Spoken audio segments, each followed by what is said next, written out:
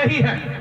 हमने देखा 2007 और 8 में किस तरीके से गुर्जर आरक्षण आंदोलन के दौरान गुर्जर समाज के लोगों को मारा गया, किस तरीके से वहां पर शहीद हुए लोग, आज तक उन लोगों को न्याय नहीं मिला।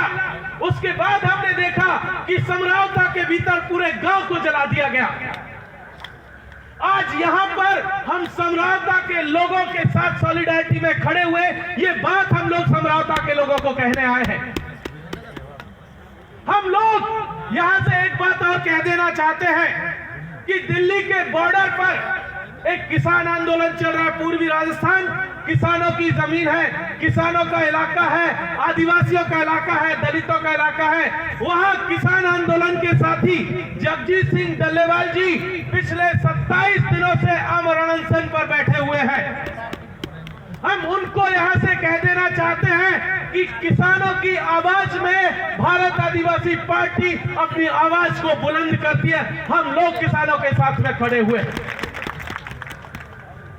हम तमाम उन लोगों से कह देना चाहते हैं, आज की तारीख में धौलपुर और करौली के भीतर हमारे साथी यहां बता रहे थे, धौलपुर और करौली के भीतर 108 गांवों को खाली करने का नोटिस इस प्रदेश की सरकार ने दिया हुआ है। कह रहे हैं कि यहाँ पर कुछ टाइगर रिजर्व बनेगा, कुछ कह रहे हैं कि यहाँ पर कुछ हिस्से में मगरमच्छों का, घड़ियालों का अभ्यारण्य बना जाएगा चंबल के किनारे।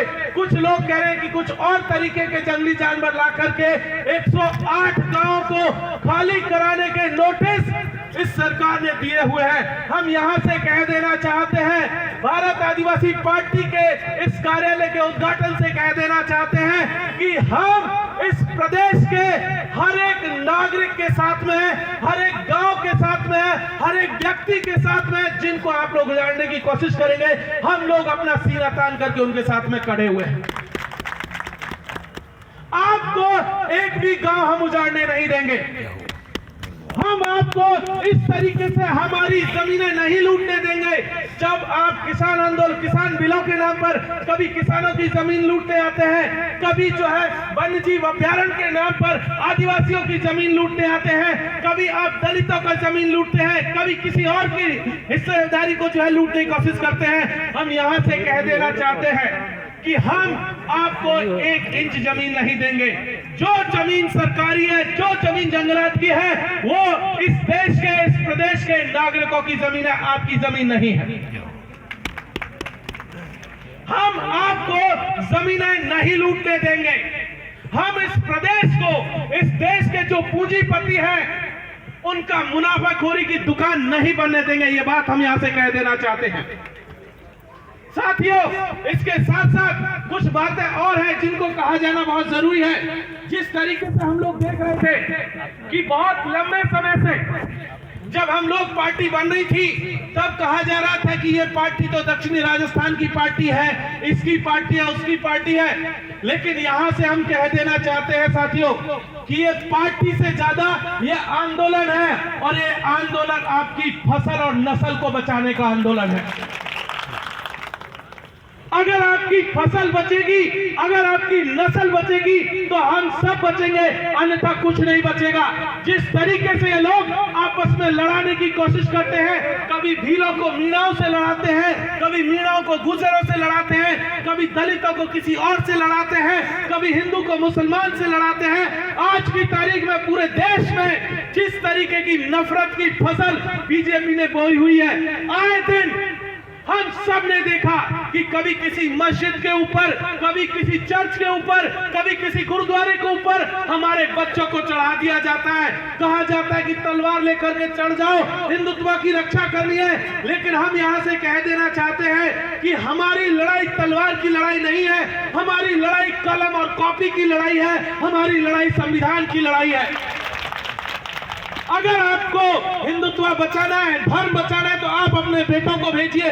आपका बेटा धर्म बचाने नहीं जाता, आपका बेटे को आप भेजते मंत्री बनाने के लिए।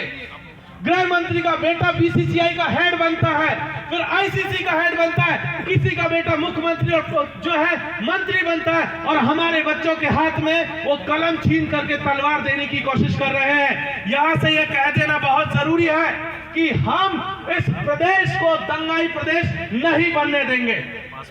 हम हर एक आदिवासी, दलित, पिछड़े तबके के लोग, अल्पसंख्यक तबके के लोग एक साथ मिल करके, एकजुट होकर के भारत आदिवासी पार्टी के बैनर तले हम एक साथ अपनी लड़ाई को लड़ेंगे।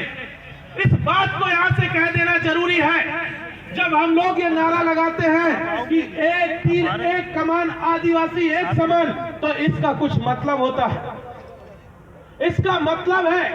इसका मतलब ये है कि हम सब एकजुट हैं। और जब हम लोग नारा लगाते हैं बोल 85 का मतलब है कि इस देश का आदिवासी, दलित, पिछड़ा, अल्पसंख्यक तबका एक साथ में है। वो जो दूसरी तरफ 15% बचते हैं ना, उन 15% को दूर रहने दीजिए। ये लड़ाई हम सबकी लड़ाई है। दलितों, पिछड़ों, अल्पसंख्यकों, ओबीसी तबके की हम सबकी लड़ाई है। हम सबको इसे मिलकर के लड़ना होगा। नहीं तो यकीन मानिए साथियों, वो एक एक करके, अभी तो वो अल्पसंख्यकों के पास आए हैं, कभी दलितों के पास आएंगे, कभी आदिवासियों के पास आएंगे, आपको एक एक करके मारते जाएंगे। और अगर आप एकजुट नहीं हुए तो इसी तरीके से मारते हुए चले जाएंगे।